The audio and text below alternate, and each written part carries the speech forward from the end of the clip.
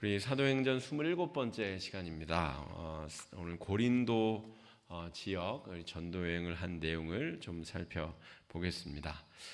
원래는 우리 앞서서 우리 아테네를 전도한 내용을 다루어야 되는데 우리 얼마 전에 5월 17일 주일 예배 본문이 우리 아테네 교회의 이야기를 다루는 본문이었습니다. 그래가지고 그거는 그 주일 말씀으로 조금 대체하고 바로 18장으로 넘어오게 되었습니다. 아덴에서는 비교적 실패, 그러니까 복음 전도가 실패하였다 이렇게 평가하여도 되겠습니다. 우리 아덴 내용을 읽지 않았기 때문에 우리 32절, 17장 32절로 34절 한번 보실까요? 사도행전 17장 32절로 34절 저와 여러분 합독하겠습니다. 시작. 그들이 죽은 자의 부활을 듣고 어떤 사람은 조롱도 하고 어떤 사람은 이 일에 대하여 내 말을 다시 듣겠다 하니 이에 바울이 그들 가운데서 떠나매 몇 사람이 그를 가까이 하여 믿으니 그 중에는 아레오바고 관리 디오누시오와 다말이라 하는 여자와 또 다른 사람들도 있었더라. 그러니까 열심히 그 아레오바고에서 설교를 하고 복음을 전했는데 생각보다 이 대적자들이 많이 나오고 또 복음이 쉽게 잘 전해지지 않았었던 것이죠. 그래서 아덴에서의 사역을 정리하고 이제 고린도로 이동하게 되었다 하는 것입니다. 아테네에서 고린도까지는 약 60km 정도, 그러니까 차로 60km로 달리면 1시간 정도 거리, 걸면은 하루 이틀, 1박 2일은 꼬박 10시간씩 걸으면 도착할 수 있는 거리에 있는 도시입니다. 이거는 아가야주라고 하는 곳에, 그러니까 우리로 치자면 경기도에 서울과 수원 정도, 이렇게 용인과 수원, 의정부와 수원 이 정도 비교할 수 있으려나요? 그러니까 아테네는 철학과 어떤 이 문화의 중심 도시였습니다. 그러면 이 고린도는 이 아가야 주의 이 무역과 상업 중심의 도시였다 이렇게 보시면 됩니다. 그러니까 그 아가야 주의 두 양대 도시주를 지금 방문하고 있는데 이 고린도는 주도, 그러니까 총독이 머물고 있는 도시임과 동시에 상업과 무역이 발달한 도시다. 그래서 사도행전 18장에 이제 고린도 전도 여행이 나오기 때문에 고린도 전후서 말씀과 같이 생각해서 이해를 해보시면 훨씬 이해가 좋습니다. 일단은 요 사도행전 지명 이야기가 나오면 딱 이제 귀가 닫히시는 분들도 계신데, 우리가 평생 하나님 말씀 공부하고 연구하고 같이 한다고 볼 때, 그러면은 요걸 읽을 때 우리 이제 집에 가서 다음 주 수요일까지는 고린도 전서 앞부분이라도 좀 읽어보면 좋겠다 이렇게 생각하시면 되겠습니다. 왜냐하면 고린도라고 하는 이 도시도 굉장히 특별하고, 고린도라고 하는 이 교회 안에 벌어진 수많은 분쟁거리들, 교인들끼리의 다툼, 또 여러 정말 음란한 어떤 범죄들, 그런 죄악들이 많이 있었던 도시가 이 고린도이고 고린도 교회이기 때문에 오늘 우리가 읽는 이 말씀과 고린도 전후서 말씀을 같이 병행해서 읽어보시면 도움이 되겠다라고 하겠습니다. 말씀드린 대로 이 고린도는 지금도 고린도 운하라는 게 있죠. 고린도 운하가 있어서 거기가 이렇게 양대 바다를 잇는 굉장히 중요한 무역 도시입니다. 그래서 이곳을 지나는 수많은 무역 물품과 사람, 또 여러 문화적인 흐름들이 있었는데 그 때문에 아주 많은 사람들이 살았고 또 아주 우상 숭배가 넘치는 그런 도시였습니다. 우리 그 학자들의 연구에 따르면 이 미의 여신 아프로디테 신전에는 당시에 1000명에 달하는 여성 창기들이, 그러니까 성창들이죠. 그러니까 거룩을 지향하는 종교와 이 성적인 타락이 하나로 어우러져 있는 상태. 그러니까 이 욕정을 풀기 위하여 그들이 믿는 신전에 가서 거룩한 행위를 통하여 종교 행위를 하는 것이 곧 자기의 그 유욕을 해소하는 아주 그런 고도로 이 타락한 영적으로 또 타락한 도시가 바로 고린도다라고 할 수가 있겠습니다. 그런데 이 고린도에 지금 교회를 세우는 이야기가 오늘 18장에 지금 전해지는 내용입니다. 여기서 무슨 일이 있었는가 살펴보고 영적인 교훈을 우리가 좀 찾아보고자 합니다. 여러분, 이 고린도는 그래서 고린도 교회가 이제 생성된 다음에도 바울의 속을 많이 새겼습니다. 왜냐하면 고린도에서부터 건너 들어오는 소리가 좋지가 않았거든요. 거기에서 일테면 근친상간, 교회 안에서 어떤 집안에 근친상간이 있었다. 바람이 났다. 이 집사와 박권사가 바람이 났다. 이런 이야기부터 시작해가지고 교인들끼리 송사가 벌어졌는데 이 세상 법정에 가서 아주 꼴불견스럽게 서로 싸웠다. 이런 내용들이 아주 계속 바울의 귀에 들리니까 바울이 편지를 보내고 또 중재하고 또 이런 일들을 계속했다는 것이죠. 우리가 고린도 전후서만 알고 있지만 사실은 그 사이에 알지 못하는 하나하나 혹은 두 개의 편지가 존재하고 있다. 학자들은 그렇게 생각합니다. 그러니까 우리가 모르는 어떤 편지로 계속 왕래하면서 고린도 교회의 영적인 안정을 위하여서 바울이 몸을 떠나 다른 지역을 다니면서도 계속해서 고린도 교회에 관심을 가졌다. 이렇게 볼 수가 있습니다.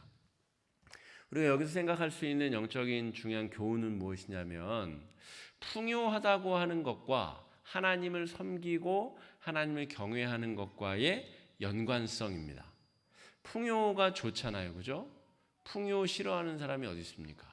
가급적이면 우리가 돈도 많이 벌고 특별히 우리 자녀손들이 돈을 많이 버는 것이 좋잖아요. 그러면 우리의 삶도 행복할 수 있고 우리가 헌금도 많이 할 수 있고 여러모로 너도 좋고 나도 좋고 개인도 좋고 교회도 좋고 우리 자녀도 좋고 다 좋은 게 좋은 것일 수 있는데 사실은 그렇지 못하다는 것이죠.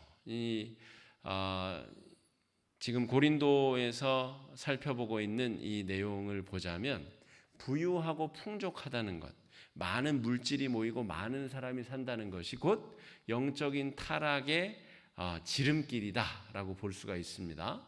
그러므로 여러분, 자녀들을 위해서 새벽마다 기도하시고 특별히 손주 손녀들을 위해서 기도하실 때에 절대로 순서가 뒤바뀌면 안 됩니다. 순서가 잘 먹고 잘 살고 또 좋은 직장 얻게 해주시고 이게 첫 번째 기도가 되고 그 다음에는 신앙생활 열심히 하게 해주시고 이렇게 되면 문제가 벌어진다는 것이죠.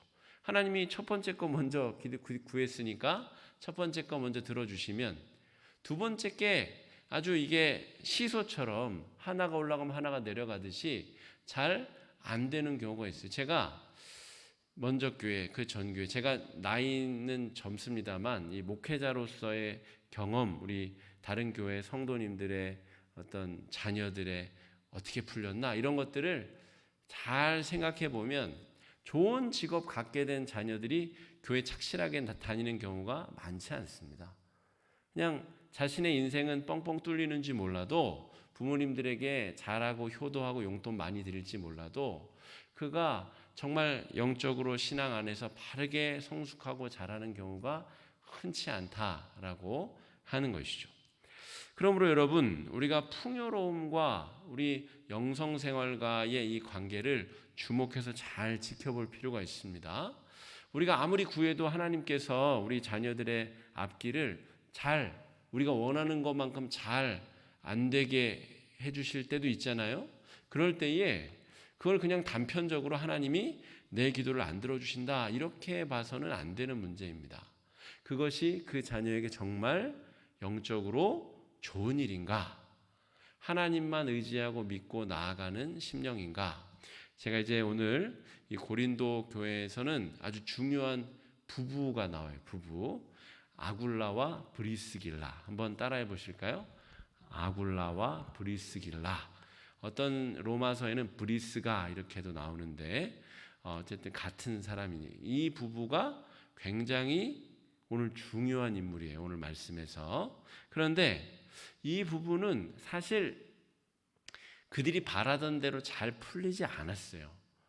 어려움이 닥쳐서 자기가 터잡고 살던 그 로마에서 쫓겨나게 되었는데 쫓겨나서 오히려 인생이 완전히 큰 영적인 대로가 열려지는 일이 펼쳐지게 됩니다. 그러니까 우리가 생각할 때 우리 자녀들, 우리 손주, 손녀들 이렇게 되면 좋겠다. 좋은 대학 가고 좋은 취직해가지고 이렇게 되면 내 계획대로 잘 될 것 같다. 여러분 꼭 그렇지 않다는 것을 전제로 하고 자녀손들 위해서 하루에도 몇 번씩 기도하실 거 아니에요. 우리 자녀들, 손주, 손녀들 다른 사람들은 몰라도 기도하실 거 아니에요. 기도하실 때 순서가 뒤바뀌면 안 됩니다. 영적으로 하나님께서 붙들어 주시는 사람들이 돼야 되고 하나님을 경외하는 사람, 자녀, 손주, 손녀들이 될 수 있도록 먼저 구하시고 그 다음에 그게 기초가 튼튼히 다져져야 그 다음에 뭐 잘 먹고 잘 살든 취직이 되든 어떻게 되든 그거는 그 다음 기도 제목이다라고 하는 것입니다. 오늘 사진을 다시 한번 복습하는 의미로 지도 사진 한번 띄워주시면, 우리 지난주에도 봤죠. 우리 안디옥, 수리아 안디옥, 우리 사진에서 보면 제일 오른쪽 시리아 안디옥이라는 데가 있고요. 저 가운데 오면 비시디아 안디옥이라는 데가 또 있습니다. 근데 시리아는 수리아라고 써 있는데 우리의 지금 시리아 난민 하는 데 있죠. 그러니까 이 이스라엘의 북쪽 이 시리아에 있는 안디옥 교회에서 파송, 저 교회가 아주 하나님이 영적으로 쓰시는 아주 중요한 교회입니다. 거기서 이제 올라갔는데 자기의 고향 쪽으로 해가지고 이제 올라가다가 원래는 지도의 오른편으로 가려고 애썼는데 성령이 막고 막으셔서 왼쪽, 서쪽으로 계속 가서 무시아를 지나서 네아폴리를 지나 빌립보를 가죠. 빌립보에서 다시 데살로니가 지나서 베레아를 거쳐서 아덴. 지난주에 데살로니가를 살폈고 아덴을 오늘 살펴야 되는데 지난 주일 말씀에 살폈으니까 오늘 넘어간다 말씀드렸어요. 그리고 이제 고린도로 옮겼습니다. 저 아덴과 고린도를 통틀어 아가야주다 이렇게 부릅니다. 그러니까 지금 이 고린도 이 바다를 건너서 고린도 큰 섬에 있는 이 주도가 되는 고린도에 왔다는 말이죠. 그리고 에베소는 지금의 터키의 서부 지방입니다. 그러니까 에베소를 중심으로 띠띠띠띠띠 7개의 교회가 이렇게 있어요. 소아시아 7교회. 그러니까 에베소에서 머물다가 거기서 가이사랴로 돌아가고 다시 예루살렘 거쳐서 안디옥 교회로 갔다가 다음 주에 바로 3차 전도여행 바로 또 시작할 건데 거기서 또 곧바로 3차 전도여행이 시작이 됩니다. 지금 2차 전도여행이 이렇게 되고 있다 하는 것인데 그 다음 사진을 보여주시면 그림 첫 번째 요게 제가 조금 이따 세부 그림을 보여드릴 거예요. 요게 고린도에 있는 이 바울 도착 기념 교회 안에 있는 모자이크입니다. 이렇게 설명하면 제가 고린도에 가본 것 같지만 고린도에 가보지 않았습니다. 자료를 통해서 제가 고린도 이 바울 도착 기념 교회 안에 있는 모자이크인데 전체를 보면 이렇게 생겼고 그 다음 사진 보여주시면 그 사진의 이제 제일 왼쪽 요 그림 이해하면 오늘 설교 다 이해한 겁니다. 자, 이 그림에 지금 이렇게 둥그러미 이렇게 그 뒤에 이 빛이 빛나고 있는 사람이 누굴까요? 바울. 그렇죠. 예수님 아니고 바울이 지금 어떻게 하고 있어요? 바울이 지금 몽둥이로 맞기 직전이에요. 몽둥이로 맞기 직전입니다. 이 내용 이따 살펴볼 텐데 어쨌든 이 고린도에서 환영을 받지 못했다. 대적자들이 막 핍박해가지고 복음 안 전해. 너네 잘 먹고 잘 살아라. 이렇게 써 있어요. 진짜로. 야, 니네 이따위로 해가지고 복 받겠냐? 그리고 이제 떠나려고 합니다. 그런데 다음 장 보여주시면 네, 더 큰 이 빛의 환영이 있는 분이 누구실까요? 예수님이 나타나셔가지고 바울아, 네가 상처 많이 받았지? 그런데 담대하게 복음을 전하거라. 힘내라. 지치고 어렵지만 내가 너와 함께할 것이다. 이렇게 위로를 해주시자 그 다음 옆에 오른쪽을 보시면 연단에 올라가서 담대하게 복음을 전하는데 1년 6개월간 고린도 교회에 머물게 됩니다. 1년 6개월간 머물면서 거기서 복음을 증거하게 된다라고 하는 것이죠. 그럼 여기까지가 이제 오늘 말씀 전체 그림으로 딱 요 바울 도착 기념교회 고린도에 실제 있는 교회의 벽화에 있는 내용이다 하는 것입니다. 이제 조금 구체적으로 살펴보겠습니다. 1절 말씀 우리 한번 같이 읽어볼 것일까요? 1절입니다. 1절 시작. 그 후에 바울이 아덴을 떠나 고린도에 이르러, 아까 우리 읽었죠? 아덴에서 무슨 일이 있었다고요? 별로 환영을 받지 못하고 구박받고 에이 갈래, 그리고 얼마 안 있다가 이제 떠나왔다는 것이죠. 그런데 2절에 보면 2절 한번 읽어보겠습니다. 시작.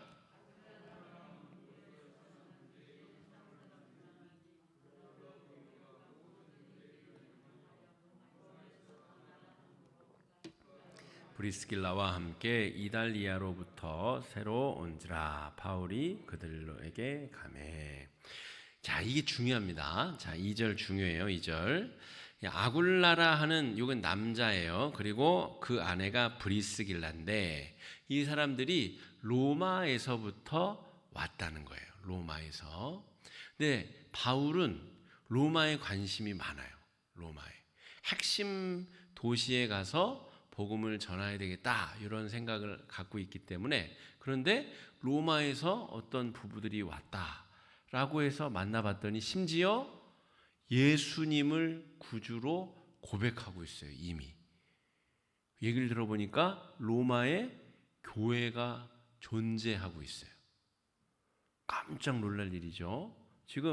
자신이 불이 나게 복음을 전하고 있는데 자신이 지금 가는 데마다 교회를 세우느라 정신이 없는데 이미 로마에 복음이 전해졌고 교회가 세워져 있었다. 그런데 여기 이제 무슨 말인지 모를 말을 막 써 있죠. 글라우디오가 모든 유대인을 명하여 로마에서 떠나라 한 고로, 이 로마 안에 유대인들이 들어가서 살았는데 유대인들의 특징은 자기들끼리 회당을 만들어 이렇게 집을 하나 구해가지고 모여서 안식일마다 율법 토라를 읽고 거기에 회당장이 말씀을 가르치고 자기 또 소그룹에 모여서 막 말씀 공부하고 그런 일들을 해요. 그러다 보니까 유대인들은 서로 모여서 이 커뮤니티를 이루게 됩니다. 그 와중에 유대인들이 또 아주 재리에도 밝고 여러모로, 그래서 이 다른 여러 민족들이 있는데 로마에 있는 소그룹 민족 중에 유대인들이 굉장히 독특하고 유별나게 눈에 띄게 됩니다. 그런데 아마 그리스도인 공동체가 또 새로 생기게 된 모양이죠. 그리고 서로 치고받고 싸운 것 같아요. 핍박하고 서로 소요가 일어나자 이제 글라우디우스 황제가 야, 유대인들 로마에서 다 나가, 그래가지고 유대인들은 싹 다 추방을 당하게 됩니다. 그런 사건이 실제로 있었어요. 그래서 이때 글라우디우스가 유대인들을 로마에서 싹 추방했을 때에 거기서부터 추방되어 온 부부가 고린도까지 흘러와서 바울을 만나게 되었다, 이런 내용입니다. 지금 2절의 내용이. 그런데 이 브리스길라와 아굴라는 보통 사람들이 아니에요. 바울을 도와서 아주 찰떡궁합이 돼서 바울의 선교 사역을 열심히 돕고 섬겼었던 믿음의 부부다라고 할 수가 있겠습니다. 3절 한번 읽어보겠습니다. 전사님 에어컨을 틀어도 될 것 같아요. 하나 틀고 3절 한번 읽어보겠습니다. 시작. 천막을 만드는 것이더라. 생업이 같음으로 함께 살며 일을 하였다. 그러니까 천막 깁는 일을 했거든요. 천막. 네, 여러분 로마 시대를 배경으로 한 드라마들 이렇게 보면 각 도시마다 이 격투기를 하는 이 운동 경기장들이 있어요. 거기에는 이렇게 로마인들 쪽은 그늘을 치는 차양막이 쫙 있습니다. 그러니까 그런 차양막도 만들고 또 이런 실제로 집 역할을 하는 텐트도 만들고 이런 천막 깁는 일을 바울이 6일 동안은 일을 하고 안식일이 되면 금요일 밤부터 토요일 해질 때까지 안식일은 회당에 들어가 가지고 말씀을 가르치면서 유대인들과 계속 대화하며 복음을 증거하는 일을 했거든요. 그런데 마침 아굴라와 브리스길라 부부의 직업이 천막 깁는 일이었습니다. 그래서 같이 살면서 거기서 일도 같이 하고 복음 증거하는 일도 같이 하였다라고 하는 이야기입니다. 그런데 왜 이것이 중요하냐라고 하면 브리스길라 아굴라 부부의 인생도 바울 때문에 변하게 됩니다.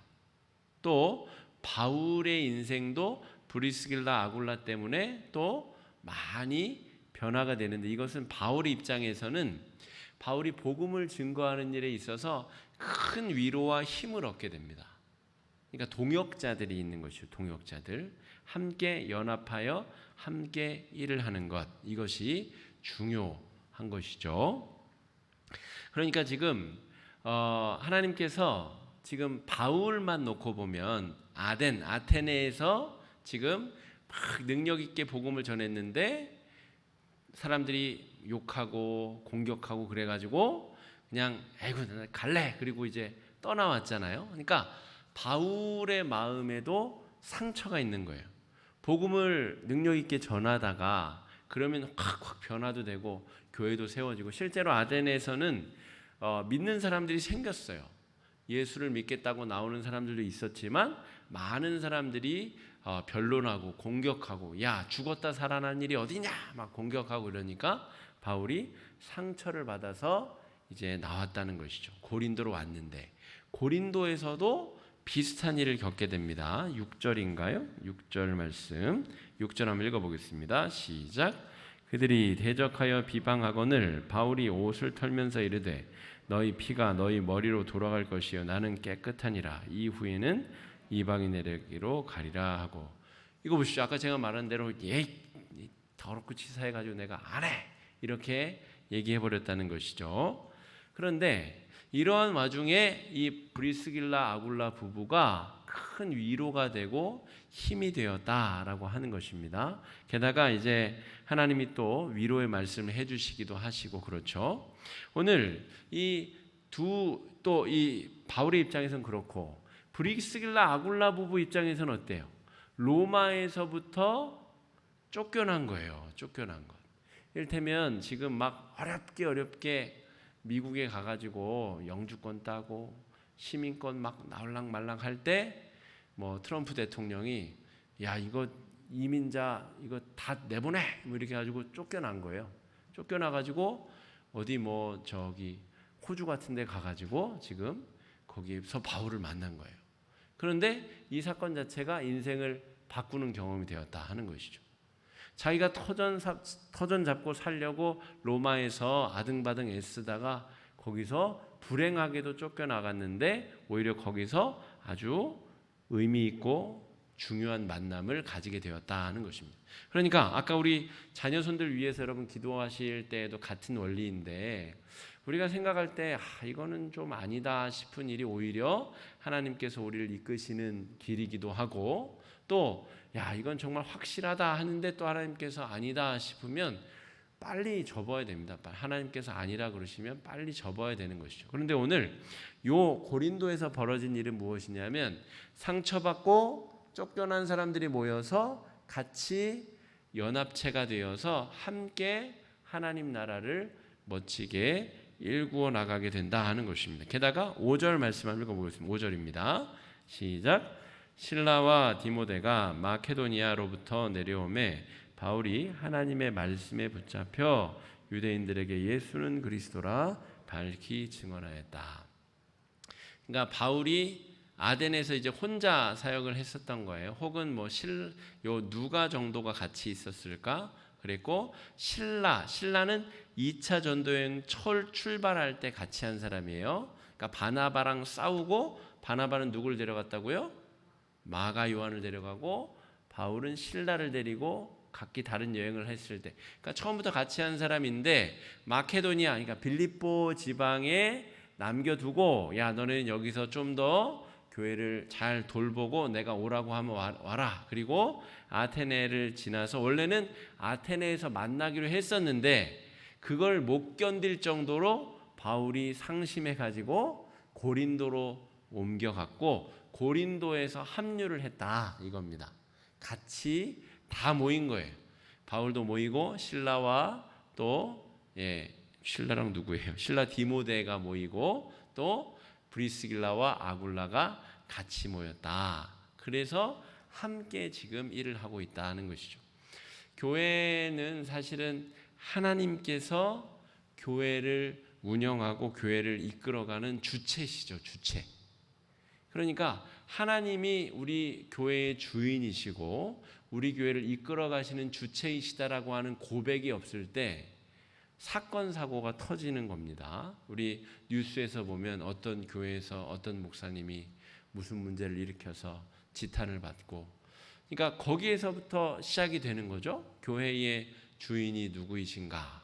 이건 교회론의 근간입니다. 교회는 무엇인가? 교회의 주인은 누구인가? 거기에서부터 교회가 시작이 되는 것인데 이 바울이라고 하는 사람은 너무 유능하기 때문에 그 교회론 자체에 교만이 틈탈 가능성이 높은 사람이죠. 그죠?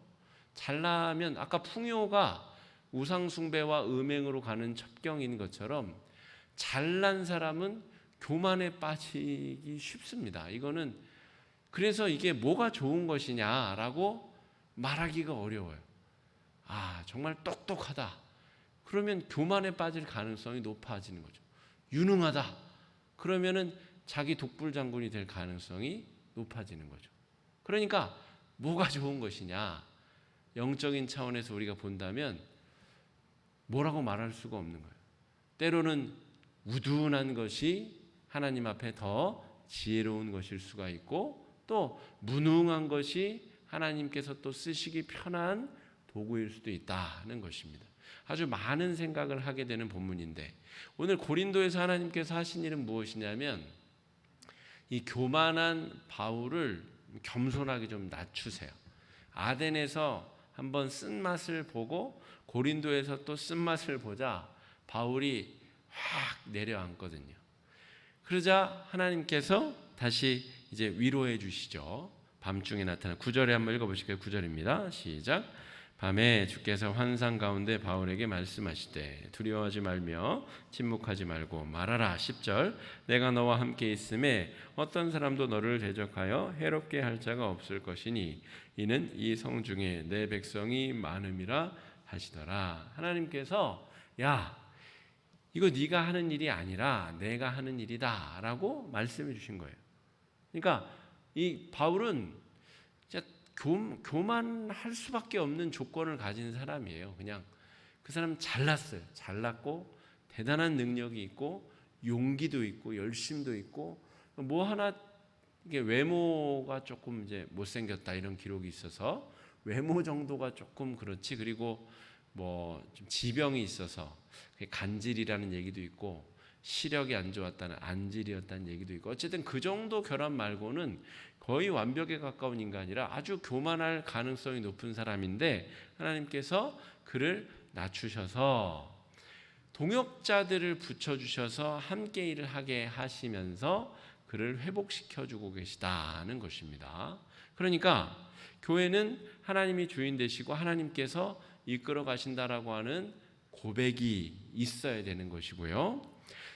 지금 이 디모데와 실라는 교육받고 있는 이 목회자 후보생들이라고 보시면 됩니다. 실제로 디모데는 좋은 후임 목회자가 돼가지고 뭐 에베소에서 또 계속해서 바울의 뒤를 이어서 이 목양하는 일에 아주 전심을 기울이게 되죠. 그러니까 이 지금 후배 목회자들과 또 브리스길라 아굴라는 누구죠? 평신도입니다. 평신도. 이 평신도들이 함께 힘을 합쳐가지고 고린도 교회를 지금 세우고 있어요. 1년 반 동안 함께 머무르며 고린도, 이 영적으로 아주 취약하고 음란한 이 도시에 하나님의 도성, 하나님의 교회를 세우고 있다라고 하는 것이죠. 여러분, 우리 교회는 67년의 역사를 가지고, 물론 이 자리에서만 67년은 아니지만 우리가 이 정말 이 도시, 서울이라는 도시, 또 이 강서구 화곡동이라고 하는 이곳에서 과연 우리가 이런 교회를 세워가고 있는가라고 하는 영적인 물음을 우리 스스로에게 물어야 됩니다. 그러니까 그냥 우리 교회 오는 사람들이 막 담배꽁초 막 버리고 막 교회 고마운 줄도 모르고, 원래 그래요. 교회가 세워지는 데는 원래 하나님을 모르는 사람들 중심에 교회가 서야 되는 게 맞습니다. 무례하고 또 막 고린도 교회처럼 음행이 막 있고 정말 죄악이 들끓는 곳에 하나님께서 보내셔서, 하나님의 사람들을 보내셔서 연합하여서 교회를 세우게 하신다는 것이죠. 그 교회도 문제가 많아서 고린도 전후서를 보면 야, 이런 콩가루 교회가 다 있나, 이런 말이 나옵니다. 처음에 그 교회, 도시에 세워진 교회는 그럴 수밖에 없다는 것이죠. 그러나 하나님께서 그 교회의 주인 되심으로 더 성숙하고 거룩한 조직으로 이끌어내신다 하는 것이죠. 이런 교회를 거룩하게 만들어내는데 목회자 한 명 때문에 교회가 세워지고 없어지고 그렇게 돼서도 안 되고, 또 요즘에 우리 강전도사님이 아주 열정적으로 일을 해주셔서 여러 교회 고치기도 하고 저를 아주 잘 도와주고 계신데, 어떤 부교육자 한 명이 있으면 잘 되고 다른 교회 가면 갑자기 다 멈춰지고, 이것도 완전히 잘못된 것이죠. 평신도가 완전히 기세등등해가지고 목회자는 쩔쩔쩔 매고, 그런 교회도 건강한 교회가 아니죠. 목회자와 우리 목회자 후보생들인 부교육자들과 우리 항존직과 평신도가 영양껏 다 마음과 뜻을 모두어서 함께 하나님의 나라를 세워가는 것, 그게 하나님께서 고린도 교회의 모습을 통해 보여주시는, 우리 화곡중앙교회에 보여주시는 아주 교회의 건강한 모델이다 하는 것이죠. 바울도 지금 상처를 받고 왔고, 이 사람들도 상처를 받고 왔고, 또 이 실라와 디모데도 고초와 어려움을 갖고 다 모였는데 거기서 마음과 뜻을 합하여 함께 지금 교회를 만들어가고 있다 하는 것입니다. 브리스길라와 아굴라가 왜 중요하냐면 이 사람들이 그냥 피신 온 거잖아요. 피신 와서 거기서 대충 살다가 나중에 다시 돌아와도 좋다 이렇게 되거든요. 로마의 문이 다시 열린다고요. 그러면은 다시 갈 거를 준비만 하면 되잖아요. 그러니까 적당히 믿어도 되잖아요. 그죠? 여러분 같으면 그렇게 하지 않겠어요? 자기 잘 살던 로마에서 쫓겨났지만 여기서 대충 때우다가 비비적거리고 있다가 다시 돌아갈 길을 탐구해야죠. 그죠? 그런데 브리스길라 아굴라 이름이 왜 계속 나오고 바울이 계속 칭찬을 하냐면 이 사람들이 평신도 선교사들로 변신을 합니다. 그러니까 정체성을 완전히 바꾸는 거예요. 평신도이긴 하지만 자신들이 6일 동안 일을 하고 하루 안식일에 예수님께 예배하고 이런 신앙생활의 삶을 살았다기보다는 바울처럼 6일간 선교를 위해서 일을 하고 안식일에 회당에 가서 복음을 전하는데, 바울에게 있어서는 6일 동안 일하는 것이 날짜는 길지만 본업이 아니에요. 복음을 전하는 것이 본업이고 이 천막 깁는 일은 부업이었는데, 이 브리스길라 아굴라 부부도 바울처럼 그렇게 바뀌게 됩니다. 바울처럼 이들도 생업이 복음을 전하는 사람이고 이 그거를 하기 위하여 천막 깁는 일을 도구로 삼는 사람들로 바뀌게 된다라고 하는 것이죠. 그래서 여러분 18절 우리가 읽지는 않았는데 18장 18절 말씀 한번 읽어보겠습니다. 시작. 배 타고 수리아로 떠나갈새 브리스길라와 아굴라도 함께 하더라. 바울이 일찍이 서원이 있었으므로 겐그레에서 머리를 깎았더라. 이 말이 무슨 말이냐면 바울이 아까 지도에서 고린도에서 배 타고 꽤 먼 거리를 해서 터키에 우리 에베소로 가잖아요.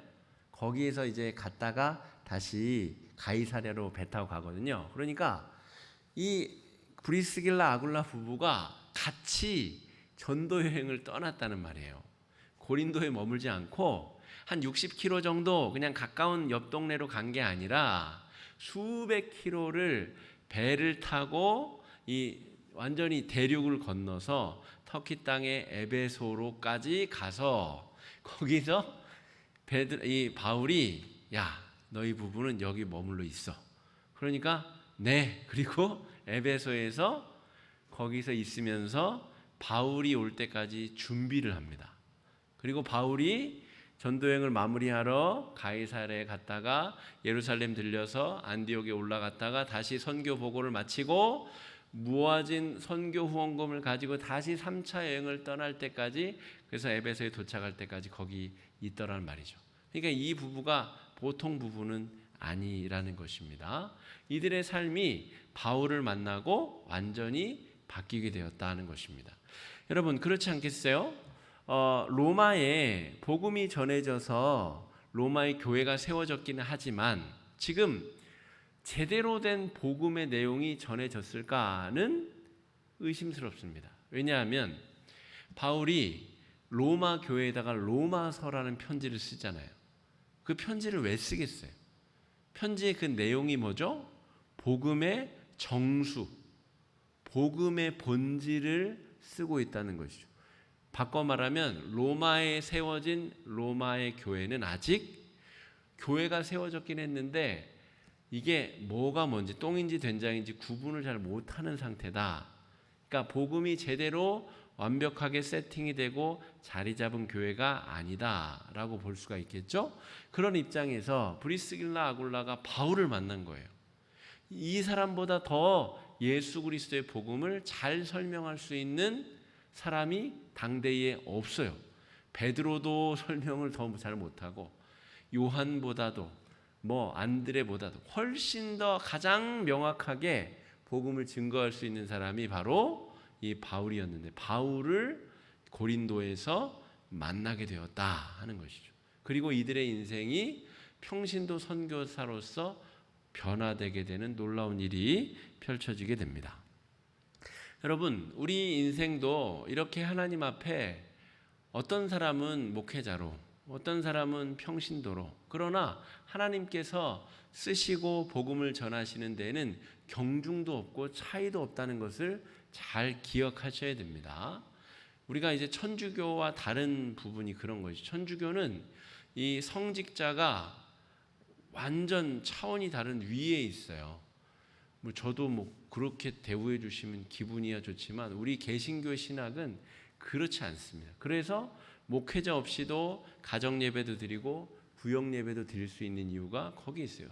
목회자들은 질적으로 다른 존재들이 아니에요. 대신에 말씀을 기준점을 가지고 바르게 해석하고 가르칠 수 있는 권한을 위임받았을 뿐이지 우리가 다른 성도들보다 무슨 본질적으로 다른 존재들이 아니라는 신앙 고백을 우리는 한다는 것이죠.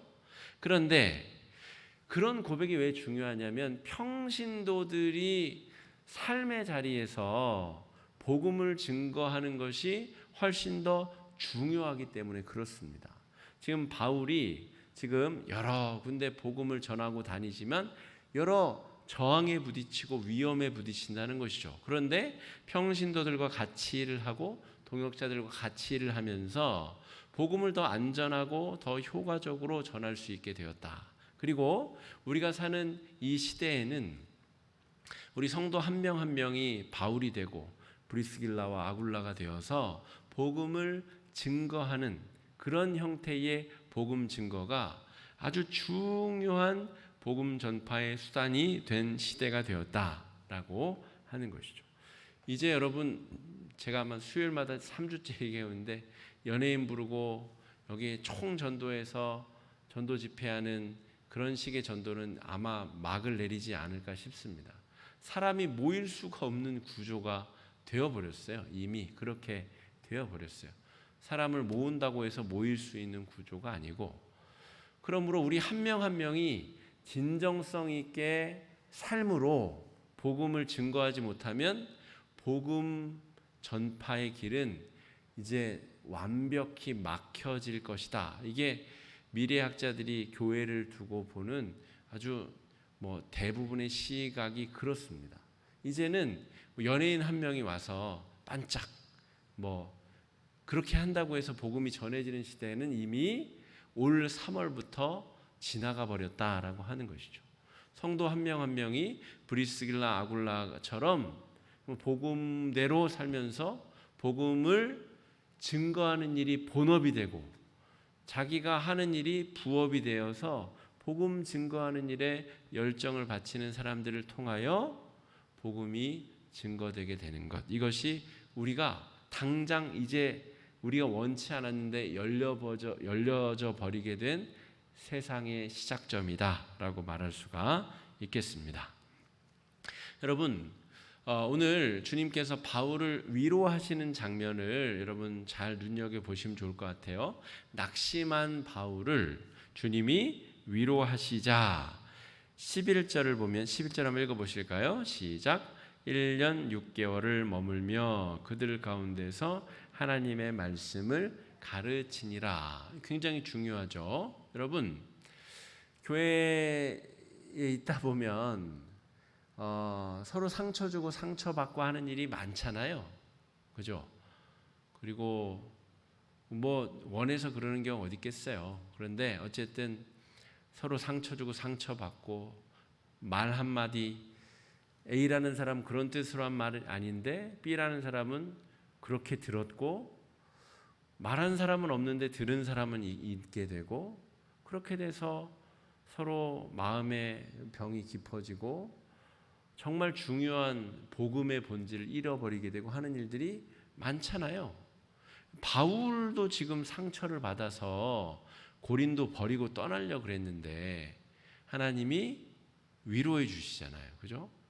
야, 너 지금 그럴 일이 아니다. 너 마음에, 지금 9절 10절 다시 한번 읽어보실까요? 우리 개인에게, 우리 자신에게 주시는 말씀이다 생각하고, 혹시 마음에 앙금과 상처가 있는 성도님들이 있다면 9절 10절 읽으시면서 한번 주님이 바울에게 하시는 말씀이지만 우리 성도님들 한 명 한 명에게 주시는 말씀이다 생각하고 한번 읽어보십시오. 9절 10절입니다. 시작. 밤에 주께서 환상 가운데 바울에게 말씀하시되 두려워하지 말며 침묵하지 말고 말하라. 내가 너와 함께 있음에 어떤 사람도 너를 대적하여 해롭게 할 자가 없을 것이니 이는 이 성중에 내 백성이 많음이라 하시더라. 바울은 지금 자기한테 시비 거는 사람들 때문에 많은 예비 성도들이 있음을 볼 수 있는 마음의 여유가 없는 거예요. 그런데 예수님이 야, 염려하지 말아라. 이 성에 예비 성도들이 많이 있으니까 담대하게 마음을 굳게 잡고 복음을 증거하는 일에만 애를 쓰거라. 그렇게 꿈의 환상 중에 말씀하시자 바울이 1년 6개월을 이 고린도에 머물며 사람들을 세우고 교회를 세우는데 앞장서게 된다는 것입니다. 혹시 우리 중에 여러 가지 일들 때문에 비본질적인 일 때문에 상처받고 또 마음이 어렵고 시험 받으신 분들이 계시다면 사람에게 아직 회복과 위로의 말을 못 들으셨어도 주님께서 저한테는 밤에 안 나타나시던데요, 이렇게 말씀하지 마시고 말씀에 써 있잖아요. 이렇게 써 있으면 말씀을 읽으시면 이 말씀이 나에게 해주시는 말씀입니다. 명확하게 써 있는데 꿈에 안 나타나시던데 이렇게 말씀하시면 안 되는 거죠. 이 말씀을 읽는 순간 우리에게 환상 중에 나타나신 겁니다. 우리에게 말씀해 주시는 이 말씀대로 새 힘과 능력 얻으시고 다시 하나님의 영광을 위하여 복음의 증거를 위하여 함께 전진하시고 나아가실 수 있는 성도님들 되시길 바랍니다. 이 시간에 우리 말씀 의지해서 함께 기도하시겠습니다. 기도하실 때에 주님, 우리의 연약함 때문에 우리가 좌충우돌하고 실수하고 넘어지고 때로는 상심하여 우리의 발걸음이 옮겨질 때도 있는데 주님, 우리를 위로하시기 위하여 사람들을 붙여주시고 좋은 동역자들을 보내주시고 함께 만나게 하여 주셔서 하나님의 일들을 하게 하여 주시니 감사합니다. 하나님 낙심하지 않고 더 믿음 위에 든든히 설 수 있게 해달라고 이 시간에 우리 주여 한번 외치고 뜨거운 마음으로 함께 기도하겠습니다. 주여